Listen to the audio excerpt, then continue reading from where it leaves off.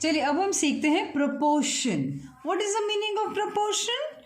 अब हम सपोज करिए दो फ्रेंड्स हैं, एक का नाम है राजू और दूसरे का नाम है अनु। ओके, दो फ्रेंड्स हैं। अब इन दोनों फ्रेंड्स ने क्या किया है, इसने राजू ने 3 पेन्स खरीदे हैं और कितने रुपए में खरीदे हैं? ₹15 में खरीदे हैं। और अनु ने 10 पेन्स खरीदे हैं और कितने रुपए में खरीदे हैं?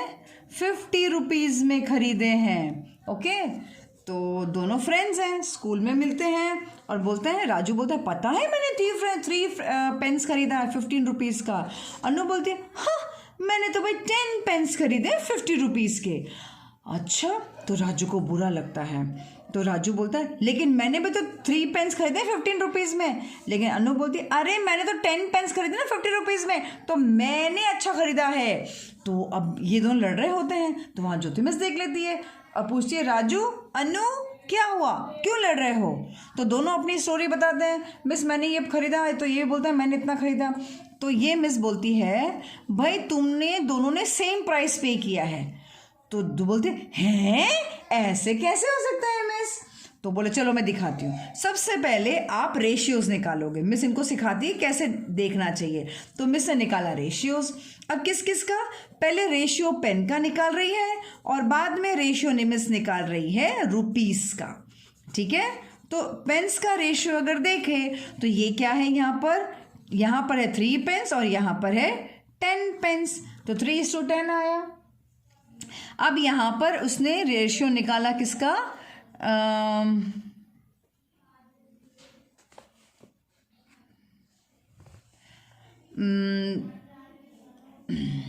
रुपीस में अगर रेशियो निकाले तो यहाँ पर आया 15:50। ओके, दोनों का रेशियो निकला। अब निकला नहीं, निकालना है। तो यहाँ पे अगर मैं रेशियो निकालूँ 3/10 तो ये तो डिवाइड होता ही नहीं है भाई, ये तो छोड़ दो, ऐसे ही आंसर आ गया। लेकिन यहाँ पे 15/50 है ये डिवाइड होता है, दोनों 5 के टेबल में होता है। ये 5 3 होता है और ये 5 10 होता है, बराबर। तो यहाँ पे जो आंसर आएगा दैट विल बी 3/10। अब 3/10 आ गया है, तो यहाँ पे अगर रेशियो ऑफ पेन्स देखो तो भी 3/10 है, रेशियो ऑफ रुपीज देखो तो भी 3/10 है। अब जब ये दोनों के दोनों सेम नंबर्स आ रहे हैं दैट मीन्स दोनों ने एक ही जितना रुपया लिया है। लेकिन राजू बोलता है मिस मैंने तो 3 पेन्स खरीदे ₹15 में। अनु बोलती है मिस मैंने 10 पेन्स खरीदे ₹50 में। लेकिन मिस बोलती है अगर इन तुम दोनों को साथ में देखोगे, दोनों का रेशियो निकालोगे, तो दोनों का अगर रेशियो सेम आता है पेन्स का और रुपीस का दोनों का, then that is known as भाई ये दोनों आर सेम इन प्रपोर्शन, यानी दोनों bought in the same price. बात समझ में आ गई? ठीक है, चलिए और एक एग्जाम्पल करके देखते हैं। अब और एक एग्जाम्पल कौन सा है देखिए, चलिए दिखाती हूँ कौन सा एग्जाम्पल है। अब सपोज करो 2 बच्चे हैं, एक है हर्ष, एक है मान। अब हर्ष ने कुछ 2 किलो एप्पल्स खरीदा। क्या खरीदा? 2 किलो एप्पल्स। कितने रुपए में खरीदा? कितना रुपीस दिया उसने? 180 में। और मान ने खरीदा 4 kg एप्पल्स। कितने रुपए में खरीदा? ₹360 में। ठीक है, अब ये बताना है हमको क्या ये दोनों आर इन प्रपोर्शन, क्या ये दोनों सेम रेट में है? Are they selling in the same rate? आप बोलोगे सेम कैसे हो सकता है? तो हर्ष ने आके मान को बोला मान मैंने 2 किलो एप्पल खरीदा 180 रुपीज देकर। मान ने बोला हर्ष को अरे मैंने 4 किलो एप्पल्स खरीदा 360 देकर। अब जब ये दोनों हो गए that means what? That means अब हमको यहाँ पर क्या करना है, यहाँ पर देखा जाए तो अभी ज्योति मिस के पास है। ज्योति मिस बताओ तो हमने क्या ना कुछ ने महंगा खरीदा है कि सस्ता खरीदा है हम लोगों ने? ये बोलता है मैंने सस्ता खरीदा, ये बोलता है मैंने सस्ता खरीदा। मिस बोलती है रुको रुको रुको रुको, मैं पहले दोनों का रेशियोज निकाल के देखती हूँ। तो पहले तो हम रेशियो निकालेंगे एप्पल्स के और बाद में हम रेशियो निकालेंगे कॉस्ट के। कॉस्ट के मतलब रेशो किसके निकालेंगे, कॉस्ट यानी रुपीज़ के रेशो निकालेंगे, ठीक है। तो एप्पल्स कितने यहाँ पे है 2 kg एप्पल्स, और यहाँ पर कितने हैं 4 kg, तो यहाँ पर 4 kg, सॉरी मुझे 2 kg नहीं लिखना चाहिए, 2:4 हो गया, ठीक है। और रुपीज़ में अगर मैं देखूँ तो यहाँ पे है 180 रुपीज़ और यहाँ पर है 360 रुपीज़। अब इन दोनों को अगर मैं करके देखूँ 2/4, तो ये जो अगर मैं देखूँ 2 1 2 2 तो ये आ जाएगा 1/2, ओके 1/2 आया, यानी कि अगर देखा जाए तो 1:2 का रेशियो बैठा। अब यहाँ पे मैं इसको करके देखती हूँ, ठीक है। तो यहाँ पे अगर मैं करके देखा तो 180/360, ओके। अब यहाँ पे अगर आप देखो तो ये 0 0 आप कैंसिल कर सकते हो, बस आप 0 ही नंबर ऐसा है जो ऊपर और नीचे डिनोमिनेटर अपॉन में हो तो कैंसिल कर सकते हो, और दूसरा कोई नंबर भी आप कैंसिल कभी भी नहीं कर सकते हो। अब कौन बचा 18 और 36। वैसे तो अगर आपको टेबल आता है 18 और 36 का तो बहुत अच्छी बात है, और अगर नहीं आता है तो कोई बात नहीं, 18 और 36 इन दोनों को करो, 2 9 3 3 3 1, फिर यहाँ पर आता है 2 1 2 और यहाँ पे 1 बचा, 2 8 16, इसके बाद आता है 2 9 3 3 एंड 3 1, ओके। अब देखिए इसको डिवाइड करने के लिए अगर मैं 18/36, ये देखो मैं यहाँ पर अगर 18/36 करती हूँ तो यहाँ पर 18 की जगह पे क्या है 2 × 3 है, राइट। और यहाँ पे अपॉन का अपॉन लगा दीजिए, और यहाँ पे 2 × 2 × 3 × 3 है, राइट।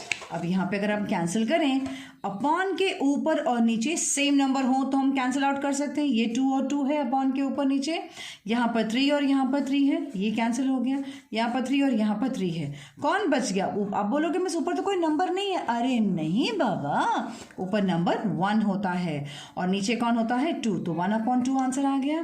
तो यहाँ पर अगर मैं देखूँ तो कैंसिलेशन में 1/2 आया, दैट इज 1:2, राइट, 1:2। अब देखो दोनों ratio of apples is also 1:2 and ratio of rupees also is 1:2। जब ये दोनों सेम है तो ना कोई महंगा लाया है ना कोई सस्ता लाया है, यानी हर्ष भी और मान भी, भले इसने 4 किलो खरीदा, इसने 2 किलो खरीदा, लेकिन तो भी दोनों ने एक्चुअली सेम प्राइस, क्योंकि दोनों का रेशियोज इक्वल है, इसलिए वी से दे आर इन प्रपोर्शन। क्या बोलेंगे, दे आर इन प्रपोर्शन।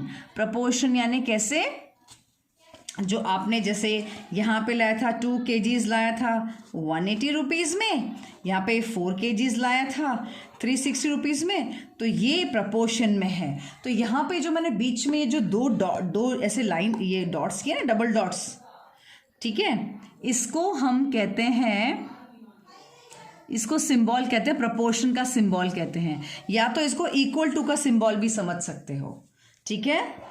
इसको एक्चुअली बोला जाता है एज, क्या बोला जाता है, एज। तो यहाँ पे 2:180 इज एज 4:360, ऐसे बोला जाता है, ठीक है। तो मतलब this is said they are in proportion. चलिए अब कुछ और सम सीखते हैं, क्या सम्स है वो और भी समझ में आएगा हमको जब हम करेंगे।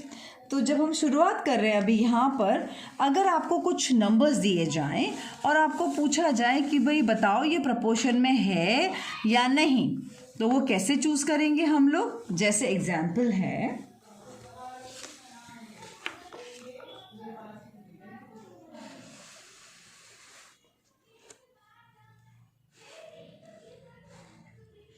एग्जाम्पल 8 जैसे है हमारे पास में, तो एग्जाम्पल 8 को हम समझने की कोशिश करते हैं। यहाँ पे इसने लिखा है, चलो एग्जाम्पल 8 के बाद उससे पहले हम कुछ और सीखते हैं। यहाँ पे जो नंबर दिया हुआ आपको दिख रहा है 35, 72 एंड 4, यहाँ पे दिख रहा है, इधर भी दिख रहा है आपको, मैं आपको ज़रा क्लोजअप में दिखा दूँ, या ये दिख रहा है आपको 35:70, फिर डबल डॉट है तो डबल डॉट को हम कैसे पढ़ेंगे? एज, क्या पढ़ेंगे? एज 2:4। तो यानी कि इसको 4 टर्म्स कहा जाएगा, यानी कि इन चारों को जो दिया हुआ ना, इनको 4 टर्म्स कहा जाएगा। क्या कहा जाएगा? 4 टर्म्स। अब इसमें से जो पहले वाला नंबर है ना, ये वाला और लास्ट वाला, इसको हम कहते हैं एक्सट्रीम टर्म्स। क्या कहेंगे? Extreme terms. पहले वाले नंबर को और लास्ट वाले नंबर को हम कहेंगे एक्सट्रीम टर्म्स। और ये जो है, ये जो आसपास में बीच वाले, इसको हम कहते हैं मिडिल टर्म्स। क्या कहेंगे? Middle terms. Okay, extreme terms और मिडिल टर्म्स। तो यहाँ पे इतना तो हमको समझ में आ गया इसको क्या बोला जाता है। और हम इसको मतलब ये दोनों प्रपोर्शन में, इसलिए इसको बोला जा रहा है 35:70 is as 2:4 and they are in proportion. अब एग्जाम्पल जरा हम ये सीखने की कोशिश करते हैं। पहले एग्जाम्पल 8 नहीं, पहले एग्जाम्पल 9 करते हैं। एग्जाम्पल 9 हमको ये सिखा रहा है यहाँ पर कि भाई क्वेश्चन पूछ रहा है हमसे, are 30, 40, 45 and 60 in same proportion. ये पूछ रहा है हमसे क्या ये प्रपोर्शन में है। तो चलो सबसे पहले हमको रेशियो निकालना पड़ेगा। ये जो पहले 2 टर्म्स है और बाद का जो टर्म्स है उनका हम रेशियो निकालते हैं। तो हम लिखेंगे रेशियो ऑफ 30 और 40 पहले है, तो हम 30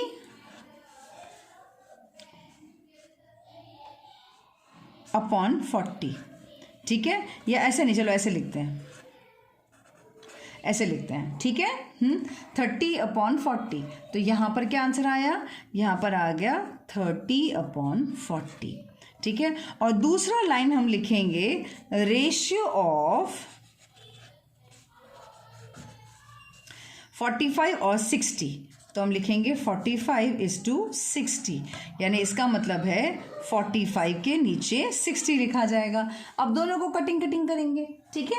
तो चलो कटिंग करते हैं। कटिंग करने के लिए आपको ये पता है, ये 0 और 0 कैंसिल हो जाता है, ठीक है। तो क्या बच गया? 3/4। क्या ये और कैंसिल हो सकता है? नो। तो अब यहाँ पर आया 3/4, दैट मीन्स 3:4 का आंसर आ गया इसका, ठीक है। अब दूसरा जो आंसर आता है दैट इज, इन दोनों को कैंसिल करना की जरूरत है। अब ये बोलोगे मिस इतना बड़ा टेबल तो हमको नहीं आता है। कोई बात नहीं, नहीं आता है कोई बात नहीं। हम लोग क्या करेंगे? हम लोग रफ वर्क में इसको ये डिवाइड करेंगे। कैसे डिवाइड करेंगे? चलिए करते हैं। 45 और 60 को, है ना। तो यहाँ पे हमने किया 45 को, यहाँ पे हमने किया 60 को। तो यहाँ पर देखो, अगर 5 के टेबल में ये जाता है, 5 9 45 होता है, बराबर। फिर यहाँ पर तो 3 3 9, और यहाँ पर होता है 3 1 3। और यहाँ पे अगर मैं देखूँ इस 60 को, तो ये 60 जाता है 5 के टेबल में। अगर मैं डिवाइड करूँ तो 5 1 5, और यहाँ पर 1 गया तो 5 2 10 हो गया, बराबर। अब ये 12 टेबल 2 के टेबल में जाएगा, तो 2 6 12, 2 3 6 एंड 3 1 3। तो यानी कि 45 अपॉन, मैं यहाँ पे करके देख रही हूँ, 45 अपॉन 60 को अगर मैं डिवाइड करूँ तो यहाँ पे 5 × 3 आएगा, और यहाँ पे 5 × 2 × 3 आएगा, ठीक है। अब हम इसको कैंसिल करें। अब जब हमको कैंसिल करेंगे, अपॉन के ऊपर 5 और ये नीचे 5 सेम है, ठीक है। और यहाँ पे ऊपर 3 और यहाँ पर भी एक 3 है। अब कोई डिवाइड नहीं हो रहा है, तो डिवाइड नहीं हो रहा तो क्या आया? 3/2 2 4, 3/4 आया। तो यहाँ पे हम लिख सकते हैं कैंसिल करके, ये जो कैंसिल हुआ है, देखो अब मुझे डायरेक्ट आता है, मेरे को डायरेक्ट आता है 3/4। तो वैसे आंसर आ चुका है आपका, लेकिन फिर भी मैं आपको डायरेक्ट करके दिखाऊंगी अभी इसमें। जैसे ही 5 के टेबल में दोनों जाता है, 5 9 5 12, फिर 3 3 3 4, तो 3/4 आंसर आया, ठीक है। अब यहाँ पे 3/4 आया, यानी कि 3:4।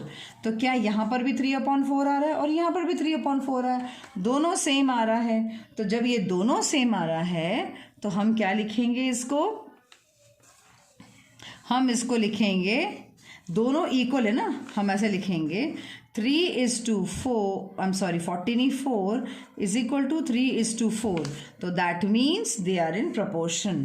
तो हम लिखेंगे देयरफॉर, ये जो क्वेश्चन है ना, पूरा का पूरा जो क्वेश्चन है ये वाला 30, 40, 45, 60, तो हम ये लिखेंगे ऐसे 30, 40, 45, 60 आर इन प्रपोर्शन।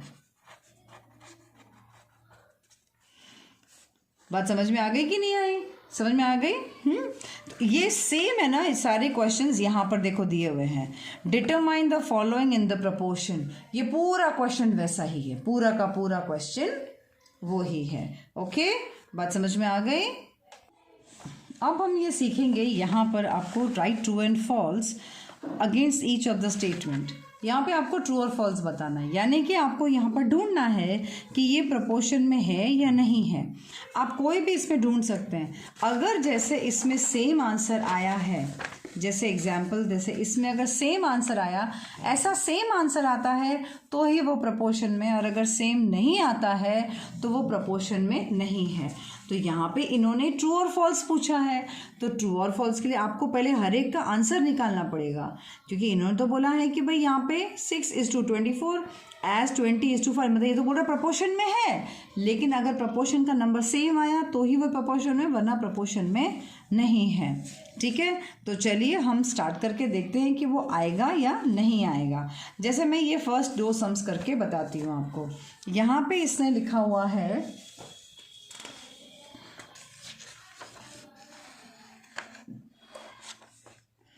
जैसे यहाँ पे जो उसने क्वेश्चन लिखा है 16:20 एज 20:30। अब चलिए मैं बुक को साइड में रख देती हूँ। अब यहाँ पे आपको बताओ मुझे कि यहाँ पे ये होगा या नहीं होगा, ट्रू एंड फॉल्स।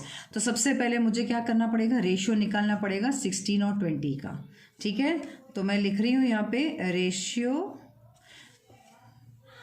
16 और 20, और यहाँ पर है रेशियो 20 और 30 का। ठीक है, तो हम इसको जब कैंसिल करेंगे तो यहाँ पे कैंसिल करने पर हमको 4 का टेबल तो आता है, 4 4s are 16, 4 5s are 20। तो यहाँ पर जो आंसर आएगा दैट विल बी 4/5। लेकिन यहाँ पर अगर हम ये दोनों 20 और 30 देखें तो ये वाला कैंसिल कर देंगे हम, इसको और इसको। ठीक है, कैंसिल कर दिया, यानी ये सिर्फ 0 कैंसिल होता है, याद रखना, और कोई भी दुनिया का नंबर कैंसिल नहीं होता है। तो यहाँ पे क्या बच गया, 2/3। तो 2/3 बचा, यहाँ पे 4/5 आया, दैट मीन्स 4/5। क्या ये दोनों रेशियो सेम है? नो। तो आप लिखेंगे नो, नहीं सॉरी, ट्रू एंड फॉल्स है, तो आप लिखेंगे फॉल्स।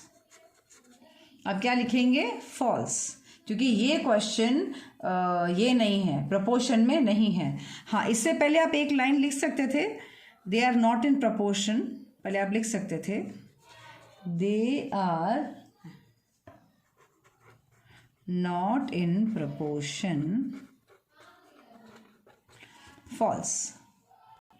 देखो भाई, आपको ये लास्ट में जो भी आपको स्कूल में स्टेटमेंट लिखाया है आप वो भी लिख सकते हो। ठीक है, ओके। अब हम आगे बढ़ते हैं। आगे बढ़ने के लिए हमारे पास क्या है यहाँ पे अभी हमारे पास जो है वो है, जैसे अभी ये, चलो मैं सेकंड वाला करके दिखाऊं। नहीं, अब तो समझ में आ गया ना आपको। तो फर्स्ट एंड सेकंड आपको कैसे करते हैं समझा दिया मैंने। ये सारा पूरा का पूरा वैसे ही करना है। इसके बाद हम आते हैं यहाँ पे, are the following statements true. अब ये वाला जो सेगमेंट है, क्या ये सच है? क्या ये सच है मतलब ये पूछ रहा है क्या ये प्रोपोर्शन में है। क्यों? क्योंकि यहाँ पे इसने, अगर आप गौर से देखें तो यहाँ पर इसने हमको जो दिया है दैट इज 40% इज टू 200%, और यहाँ पे फिर इज इक्वल टू का साइन दिया है। देखो तो पता है इज इक्वल टू का साइन का मतलब होता है ये 4 डॉट्स है ना। इज इक्वल टू का 4 का मतलब क्या होता है, डॉट्स ही होता है ना। इसका मतलब एक्चुअली ये 4 डॉट्स होते हैं। ठीक है, अब ये 4 डॉट्स तो है नहीं, तो 40% and 200% is equal to ₹15 and 75 rupees. तो हमको देखना है क्या हमारा आंसर सेम आता है दोनों जगह। अगर आता है तो ट्रू होगा, नहीं है तो फॉल्स होगा। ठीक है, तो ये भी मैं करके आपको बता देती हूँ।